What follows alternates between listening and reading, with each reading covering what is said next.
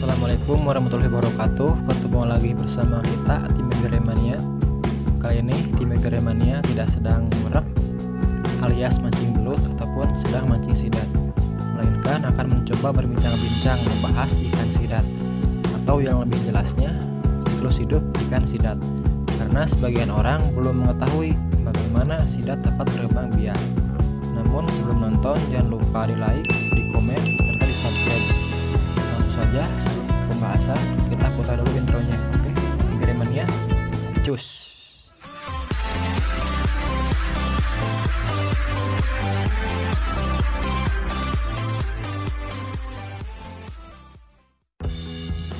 Ikan sidat merupakan ikan Catadromus, yakni ikan yang hidupnya di perairan air tawar dan berkembang biak di air laut.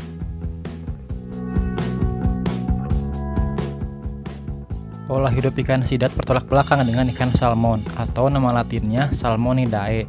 Ikan salmon justru hidup di air laut, tetapi kawin dan berkembang biak di air tawar. Itulah yang disebut dengan ikan Catadromus, atau ikan yang mampu besar dan berkembang biak di dua perairan yang berbeda.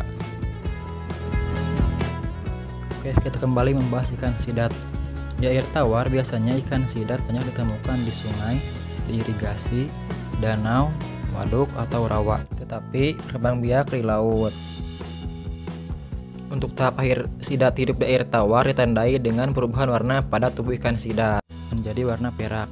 Oleh karena itu, sidat sering disebut dengan silver eel.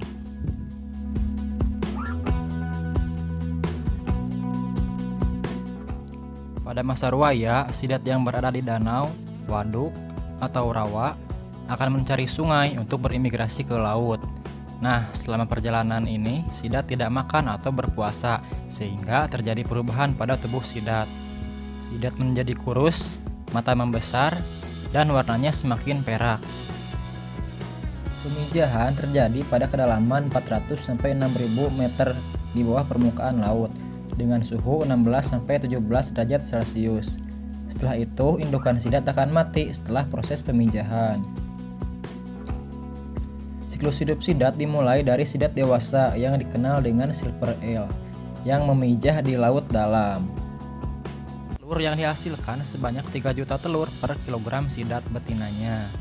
Telur-telur sidat menetas sekitar 24 jam menjadi larva kecil berukuran 5 mm. Kemudian berangsur-angsur menjadi larva atau sering disebut Leptocephalus. Tahap selanjutnya setelah larva mengalami metamorfosis adalah stadia glass eel. Pada tahapan ini sidat kecil sudah menyerupai sidat secara utuh, namun belum ada pigmentasi pada tubuhnya sehingga bening seperti kaca.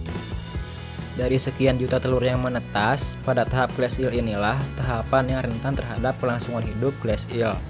Karena glass eel akan menghadapi banyak ancaman seperti faktor alam, faktor manusia, dan predator. Dari sekian juta glass eel juga, mungkin akan beberapa saja yang nantinya akan kembali ke laut untuk memijah. Karena nantinya di air tawar, glass eel yang akan menjadi ikan sidat akan berkompetisi dengan predator lainnya. Glass eel bermigrasi secara aktif ke perairan yang memiliki salinitas rendah. Pada saat inilah sidat secara bertahap akan mengalami pigmentasi pada tubuhnya yang sering disebut silver eel. Dalam waktu yang panjang, silver eel terus tumbuh berkembang menjadi yellow eel dan mendiami di perairan tawar seperti sungai, waduk, danau, dan rawa kurang lebih 2-3 tahun sampai menjadi sidat dewasa. Kemudian akan kembali lagi ke laut untuk memijah. Bila ada pertanyaan mengenai ikan sidat, coba tulis di komentar. Oke, semoga video ini bermanfaat. Wassalamualaikum warahmatullahi wabarakatuh.